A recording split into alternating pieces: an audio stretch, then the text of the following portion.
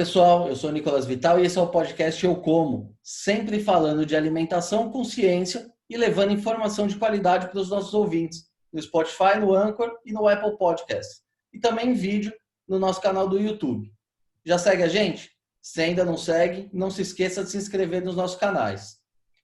Muito bem, pessoal, e hoje nós vamos falar sobre uma fruta originária do México, mas atualmente muito consumida em todo o mundo, inclusive no Brasil, seja com açúcar ou com sal, o abacate.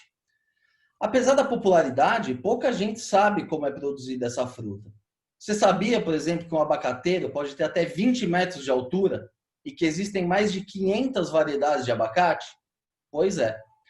Existem muitos fatos desconhecidos sobre a produção do abacate e é sobre isso que a gente vai conversar hoje com o engenheiro agrônomo Tadeu Gracioli Guimarães, que é mestre e doutor em fitotecnia e atua como pesquisador da Embrapa Cerrados. Doutor Tadeu, muito obrigado por aceitar o nosso convite. É uma honra ter o senhor com a gente aqui hoje. Nicolas, obrigado pelo convite. Da mesma forma, eu me sinto honrado em poder conversar com o público, né, que você atinge e também pela oportunidade de trazer mais informações sobre essa fruta que está crescendo em popularidade, né? Finalmente o abacate foi, digamos, desmistificado, né? Até recentemente havia um estigma de que o abacate era uma fruta hipercalórica, que engordava muito, que não servia para uma alimentação saudável. Felizmente, isso foi paulatinamente sendo derrubado, né? Com a ajuda, obviamente, de profissionais de diversas áreas, como nutricionistas, médicos, nutrólogos, ortomoleculares, jornalistas como você, que tem blogs, que se interessam pelo assunto, e principalmente, obviamente, também pela classe a qual pertenço, engenheiro agrônomo, os engenheiros, né? E também os institutos de pesquisa, como universidades, centros de pesquisa e a Embrapa propriamente dita. Professor, então para a gente começar aqui esse assunto do começo, né? O abacate, ele é originário lá do México, ele é muito consumido lá no México, né? A guacamole é um dos pratos mais populares lá no México e hoje também nos Estados Unidos, em vários países do mundo. Mas como é que foi a introdução do abacate aqui no Brasil? Como é que ele chegou aqui? O abacate, o abacateiro, ele é originário de uma região relativamente extensa, que compreende hoje o México, Guatemala e ilhas, que são as Antilhas, né, no Mar do Caribe. Há uma distinção, existem 3 raças de abacateiro diferentes. Uma delas é originária do México, proveniente de regiões de maior altitude, que originaram materiais que são mais resistentes ou tolerantes ao frio. Tem um segundo local de origem, que é a região costeira da Guatemala e da região montanhosa da Guatemala, que deu origem a uma outra raça de abacate, que em cruzamento com uma terceira raça, que é a raça antilhana, originou a maioria dos cultivares de abacate que se encontram em cultivo no mundo hoje. Como o abacateiro chegou ao Brasil? É importante trazer um contexto histórico, né? Quando a família real portuguesa veio para o Brasil no início do século XIX, Dom João VI criou o Jardim Botânico no Rio de Janeiro e os registros mostram que lá que foi feita a primeira introdução do abacateiro no Brasil por via da Guiana Francesa.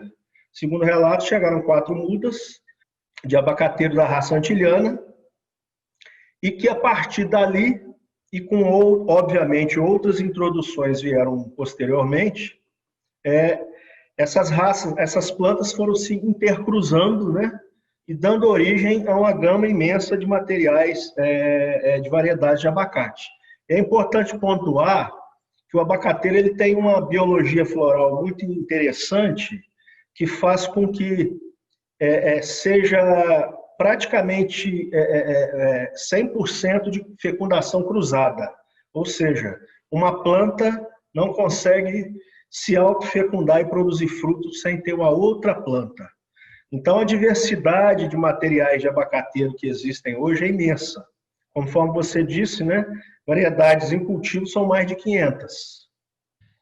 Doutor, como é que é feito o cultivo do abacate? O abacate, ele é plantado a partir da semente ou você precisa É, ter uma estaca? Como é que funciona isso? tradicionalmente se parte de uma semente. Essa semente vai ser semeada e a partir da sua germinação vai ser obtida uma planta que pode ser cultivada diretamente no campo, mas ela leva muito tempo para entrar em produção. Geralmente se faz o plantio da semente ou caroço, por ser uma semente grande, aqui uma semente de avocado, que ela é um pouco menor.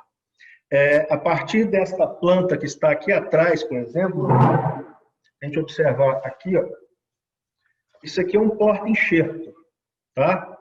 Então a semente foi plantada mais ou menos nesse calibre do caule. O caule é cortado com a tesoura de poda a partir de uma estaca. Essa estaca aqui está muito jovem, tá?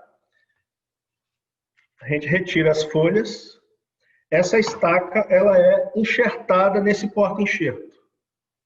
Por que essa estaca ela é trazida de uma planta já em produção?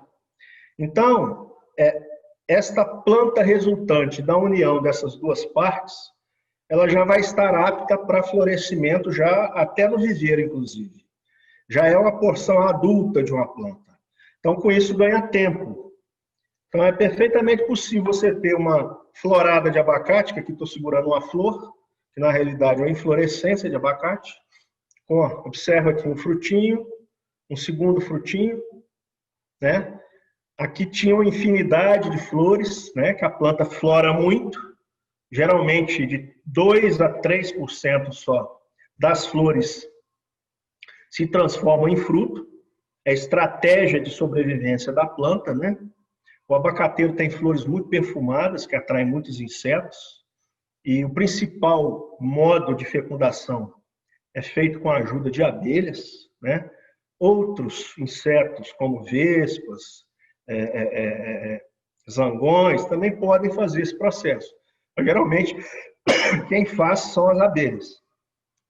Então, a partir de uma muda que deve ser produzida em viveiros, obviamente, de qualidade, seguindo normas pré-estabelecidas, viveiros registrados junto ao Ministério da Agricultura, a partir destas mudas se faz o plantio em condição de campo, né, em condições comerciais. Como o abacateiro, na sua fase adulta, ele atinge e se transforma numa árvore, né? Apesar de uma muda ser pequena no início, né, o abacateiro ele é plantado em espaçamento relativamente amplo, tá? Até uns 30 anos atrás, 20 anos atrás, se plantava, alguns produtores até hoje preferem plantar, um espaçamento bastante largo, 12 metros por 10, quer dizer, quando a gente fala 12 metros, é o espaçamento entre linhas de planta. E 10 metros é entre planta dentro da linha. Se você imaginar que é plantado em linhas paralelas, né, para facilitar o trânsito de máquinas, o espaçamento que se utilizava de 12 por 10, 10 por 10, 10 por 8. Mais recentemente, com a finalidade de intensificação da produção, ou seja, de se conseguir produção em volume de forma mais precoce, de facilitar trato cultural em algumas situações, e se conseguir manejar melhor as plantas, tem se partido para o que a gente chama de plantios mais adensados. O que seria? Imagina, de 12 por 10, hoje se planta 8 por 6, 7 por 5. Alguns países que trabalham quase que exclusivamente com a produção do avocado, se planta até, como por exemplo o Chile, em espaçamentos mais restritos, de 3 por 3, 4 por 3. Eu tive a oportunidade de ver uma lavoura de plantado no espaçamento 1 por 1. São praticamente mini plantas que são podadas anualmente, né? Cada situação, obviamente, é feita em função da oferta que o ambiente proporciona. Aqui no Brasil, eu não creio que isso seja uma situação adequada, nós somos um clima tropical e subtropical, que a planta cresce com relativamente muito vigor. Então, a tendência é se partir para espaçamentos mais adensados, obviamente considerando que nós temos cultivares que têm o hábito de crescimento da copa mais aberto, como o margarida, por exemplo, que é um abacate arredondado. O margarida ele abre muito a copa, então ele é plantado em espaçamento um pouco mais largo. Outros materiais, como fortuna, como geada, como o próprio avocado, né, popularmente chamado assim, o Hass, são plantados em espaçamento um pouco menos largo que o margarida. Tá? E o abacateiro, uma vez instalado a campo, colocado as mudas nas covas, o solo tem que ter sido corrigido, né? Feito análise de solo, aplicado calcário, as fertilizações, né? Seguindo o modelo do sistema de produção que se pretende adequar, né? Se vai ser uma produção tradicional ou convencional, se vai ser uma produção orgânica, vai se fazer uso dos insumos que são competentes àquela modalidade de produção, né? O abacateiro é uma planta, é uma fruteira considerada relativamente precoce para entregar produção, né? Com 2 anos, né, de uma planta bem formada, já se tem um início de produção, né, que não é aquela produção que vai, digamos, pagar as contas, né? Mas que é uma planta que com 2 anos já começa a entrar em produção, que já tem uma certa produtividade. Obviamente que a partir do 4º, 5º ano, que a planta vai atingir o seu potencial produtivo, né? A sua expressão comercial ótima, né? E sendo conduzida a partir de então. E, doutor, hoje, quais são as principais regiões produtoras de abacate no Brasil? Qual é o clima ideal para a produção do abacate?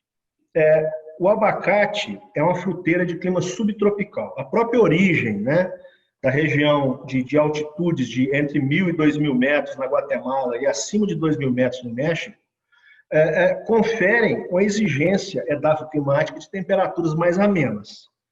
No Brasil, o abacate ele foi tropicalizado. Aqui surgiram novos materiais, por aquela hibridação natural que é o que acontece com o abacate, ele tem que ter fecundação entre duas plantas diferentes. Então, nós temos aqui os abacates tropicais, que são esses de fruto maior, que tradicionalmente sempre fizeram parte aí da nossa dieta e da nossa gastronomia, e os avocados, que são frutos menores, cuja produção ela ainda está em processo de evolução no Brasil. Então, o abacateiro se beneficia de temperaturas noturnas mais amenas, né? E a exigência térmica dele é de condição subtropical. Por isso, onde se concentra a produção de abacate no Brasil? Principalmente, existem 3 estados que são os maiores produtores. O primeiro deles, o estado de São Paulo, que domina a produção nacional, também por ser o estado mais populoso, que tem o maior potencial de aquisição. A cidade de São Paulo é um mundo, né?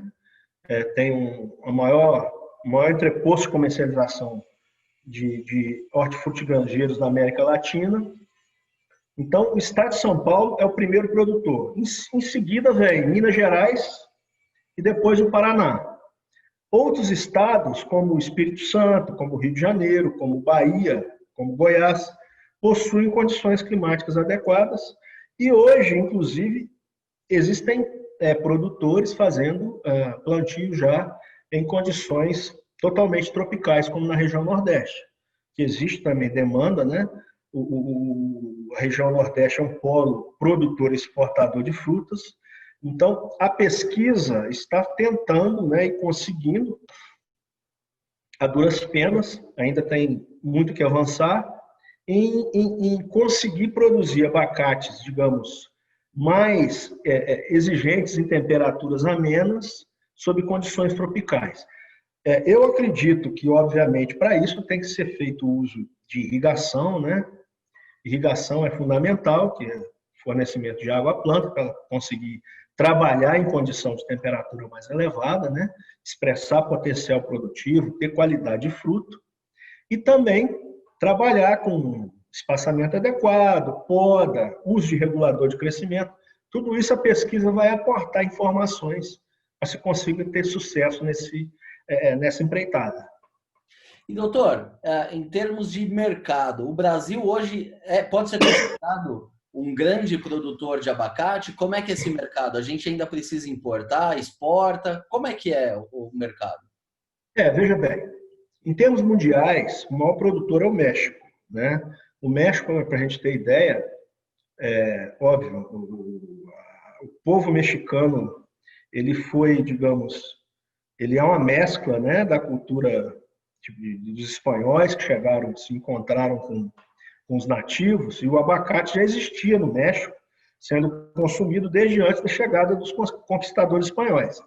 Então já é tradicional, né? Quem vai ao México vê o tanto que o mexicano consome abacate sob as mais diversas formas, né?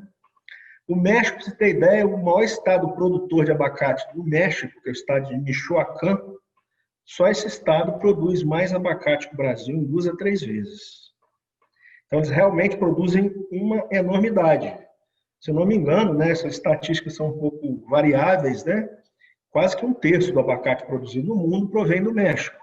E que é também o maior exportador, porque está ali bem próximo dos Estados Unidos, que é um mega mercado, né? Mas também a Europa importa, né? Japão, a China está surgindo como um comprador, importador importante. Então, o Brasil ele se situa entre os 10 primeiros, né? Está havendo evolução, né? A própria população brasileira está consumindo mais abacate. A gente consome ainda pouco em comparação com outros países. Deveremos aumentar isso, seria importante pelos efeitos benéficos que existem a partir do consumo do abacate. E o Brasil já está, não é que já está, ele já participava, mas estão havendo iniciativas de exportação, inclusive de abacate tropical, né? Então, o Brasil ele tende a ser, né, um exportador de pequeno para médio, né, no médio prazo, né? A gente sabe que os mercados são competitivos entre si, né? E as exigências são muito grandes. Então, é uma situação muito exigente do produtor, mas que é bastante compensatória, né? Os bons produtores conseguem atingir os mercados externos, né? Então, fazendo um resumo, o Brasil tem um grande mercado interno que é esperado que aumente o consumo, né? Que possa absorver esse aumento na produção, né? Muito embora a gente fique um pouco apreensivo, né? Óbvio, está havendo um aumento na área plantada, né? Tudo isso vai se adaptar, né? O próprio mercado ele vai ditar as regras, né?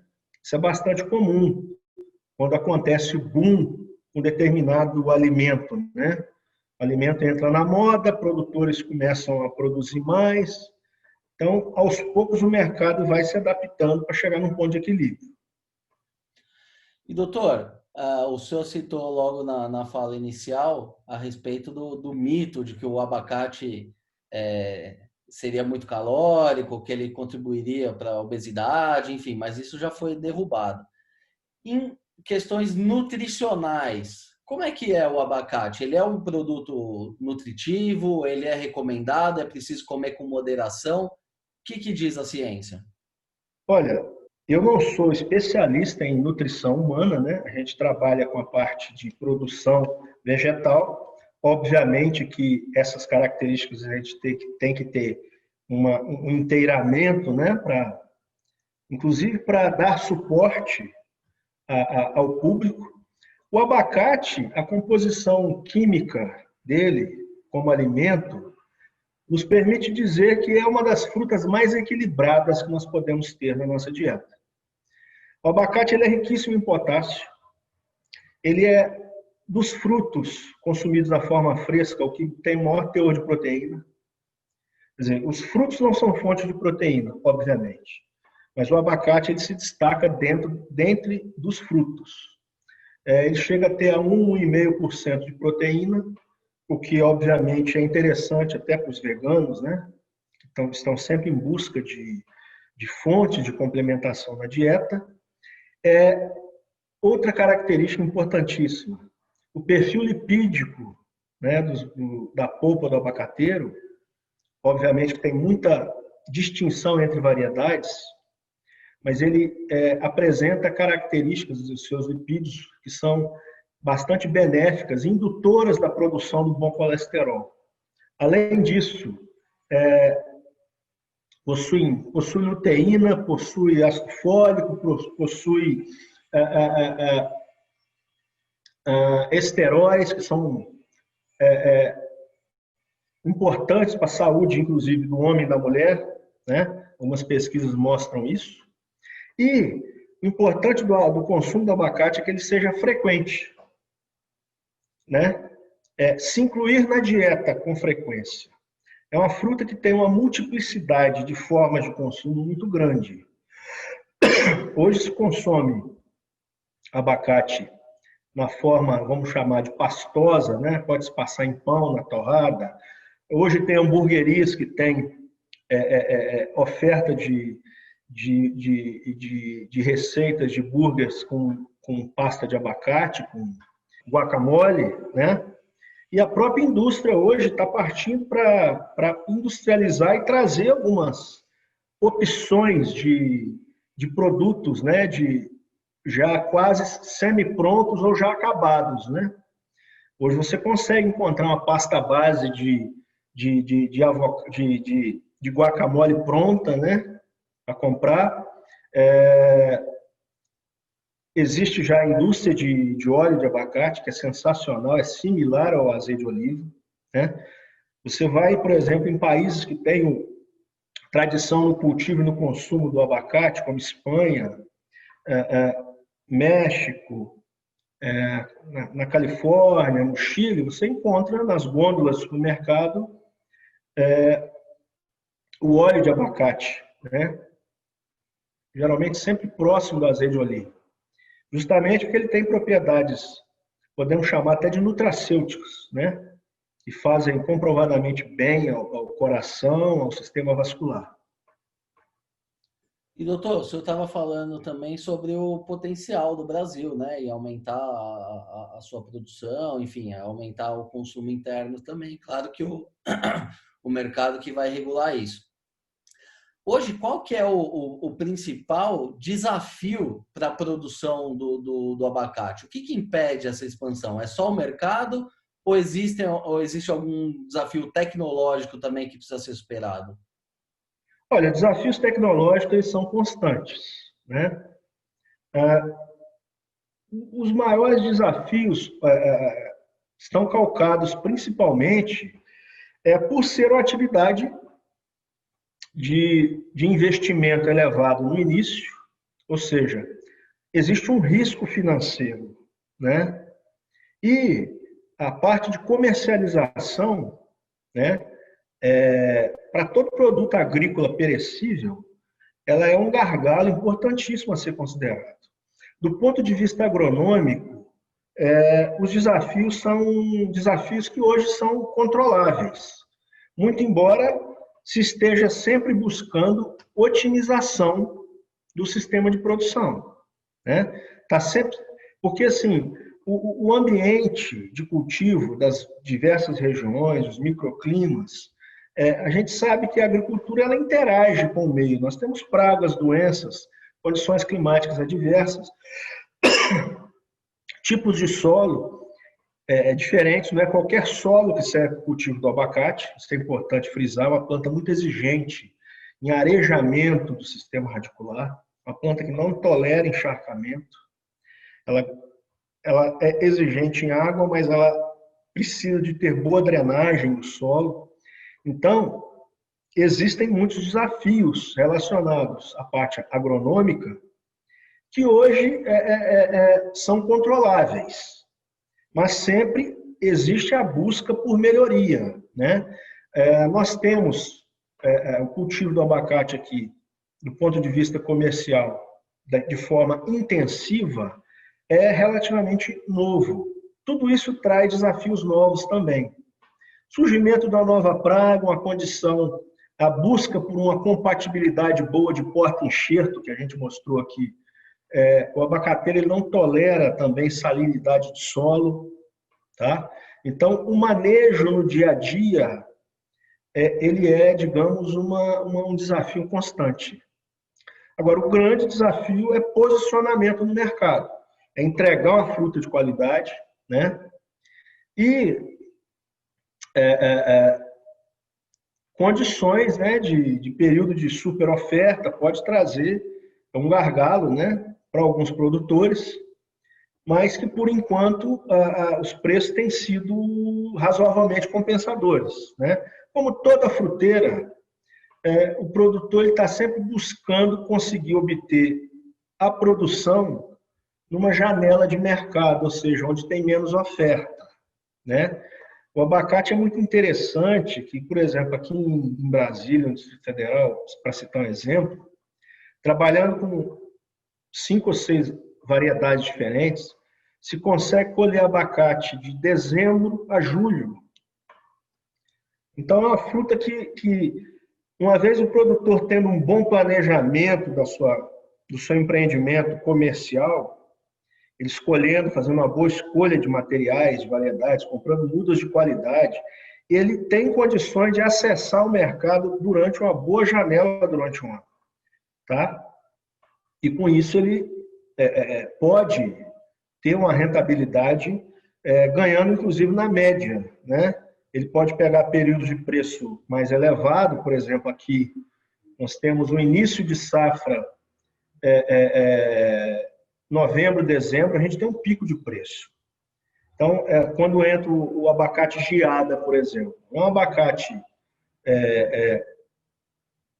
de fruto grande, um pouco mais aguado, ele é próprio para fazer que a gente chama de milkshake de abacate, né, que é a vitamina de abacate, mas que tem preços muito compensatórios, justamente por pouca oferta. É um período que a gente pega entre safra aqui, que é agosto, setembro, outubro. Então, quem consegue pôr abacate cedo, no início da safra, ele tem um preço, ele consegue pegar uma boa janela de mercado. Então, acho que o principal desafio é conseguir vender, né? Produzir, as universidades estão, né, investindo em técnicos, em bons profissionais, né? Ainda falta, obviamente, né, que pessoas que se dediquem, né? A gente falta um pouco de número, né? Temos bons profissionais, bons consultores, e a tendência é que a cultura expanda, né? Assim como toda a agricultura brasileira, né? O Brasil, o perfil nós temos um potencial de produção aqui gigantesco, de culturas de clima temperado a clima tropical, né? E o abacate não é exceção. E, doutor, o senhor citou também algumas pragas e doenças que afetam o abacateiro. Quais são as principais ameaças ao abacateiro hoje e como é feito esse tratamento? O abacateiro, eu costumo dizer que são poucas pragas e doenças que realmente são problemáticas, né? Isso varia de região para região, né? De sistema de produção para sistema de produção. Existem fungos de solo, tá? Que são, uma vez ocorrendo em determinado local, né? Ele acontece em reboleiras, em pontos isolados, e a ocorrência desse fungo é favorecida por uma série de condições, principalmente por excesso de água no solo. Então, é um tipo de fungo que causa uma murcha que mata a planta por completo. Tá? Então, a escolha adequada do local de plantio, com solo com textura adequada, vai favorecer bastante que você não tenha esse tipo de problema. O abacateiro, ele digamos, com relação a insetos, são problemas normais de toda fruteira. Você pode ter um pouco de ataque de abelha arapuá no período de florada, que ela rouba pólen, mas que não é problema muito sério. Problema de vaquinha, problema de broca de tronco, broca de fruto, né? Que dependendo, tem locais que sofrem com isso, né? Que é uma larva que ela parasita o fruto, que não abre uma porta. Uma vez pode entrar uma gota d'água ali proveniente de chuva, vai entrar um fungo oportunista que apodrece o fruto. Mesmo que não aconteça isso, quando o consumidor abre o fruto, ele pode se deparar com uma lesão, com um defeito, que vai fazer com que ele se sinta desestimulado a repetir a compra, né? Então, são problemas de natureza fitossanitária que o produtor, com um bom manejo, ele tende a controlar. O abacateiro, até recentemente, ele está no rol das culturas com suporte fitossanitário insuficiente. Mas, recentemente, né, o esforço do Ministério da Agricultura com técnicos estão conseguindo direcionar produtos para controle fitossanitário que atendam a demanda da cultura do abacateiro. Tá? Em linhas gerais, eu diria que é uma cultura de desafio médio na parte fitossanitária. Uma vez se fazendo manejo adequado de solo, de boa muda, boa condução da cultura, né? Os desafios fitossanitários são perfeitamente controláveis. Tá?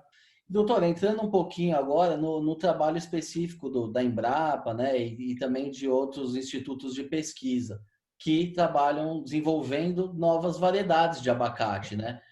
O que hoje está sendo pesquisado em termos de abacate? O que a gente pode esperar para essa cultura no futuro aí, a médio e longo prazo? Toda a cultura agronômica, principalmente, seja ela destinada a consumo in natura na mesa, quanto até commodity, sempre se busca novidade, sempre se busca atender mercados com grau de exigência diferenciada, né? E a própria evolução da forma de consumo, hoje, por exemplo, a tendência é que as famílias sejam menores, que tenham pessoas solteiras, morando sozinha. Então, existe também uma busca por frutos menores, existe, hoje tem mini melancia, né? Coisa que não se via, não se pensava nisso anteriormente. No caso do abacateiro, o melhoramento, a gente trabalha aqui na Embrapa Cerrado, a gente tem uma coleção que a gente chama de banco de germoplasma, que é uma coleção de abacateiros. A gente tem em torno de 30 materiais diferentes. A gente faz algum trabalho, nós estamos começando um trabalho de melhoramento genético, nós temos algumas coisas interessantes, e novidades, geralmente se leva de 8 a 10, 12 anos para se ter um novo material, porque ele tem que se mostrar superior àqueles que já estão em produção, ou que pelo menos ele tenha um diferencial, né? O que se busca muito fortemente na cultura do abacateiro é obter porta-enxertos que confiram boa produção na copa, tá? Essa junção que eu falei do enxerto com o porta-enxerto, existem materiais que não se dão muito bem nessa junção. Então, existem porta-enxertos que trazem melhores condições de sistema radicular, que faz com que a copa produza mais. Outros tipos de porta-enxerto que são buscados, né, pesquisas sendo realizadas em Israel, na África do Sul, na Califórnia, no Chile, no México. Nós aqui também, né, pretendemos começar buscar materiais que tenham certa tolerância a determinadas condições de solo, e principalmente a esse fungo de solo, que é um fungo do gênero Phytophthora, que ele é bastante destrutivo, e também porta-enxertos que tenham certa tolerância ao estresse salino, que tolere, porque a fertilização, por exemplo, a produção em zonas mais áridas, por exemplo, vai produzir abacate no Nordeste, é uma região que você vai ter desafios em relação ao manejo da zona radicular, da irrigação. Outro desafio que sempre é buscado é se obter abacates com maior percentagem de polpa, por exemplo. O fruto do abacateiro, ele nos entrega em torno, na composição do fruto, se a gente separar casca, polpa e caroço, geralmente a casca é 5% do peso, o caroço em torno de 20%, 25%, e o restante em torno de 70% a 75% é de polpa. Então, surgiu recentemente um material aqui no Brasil que despertou atenção.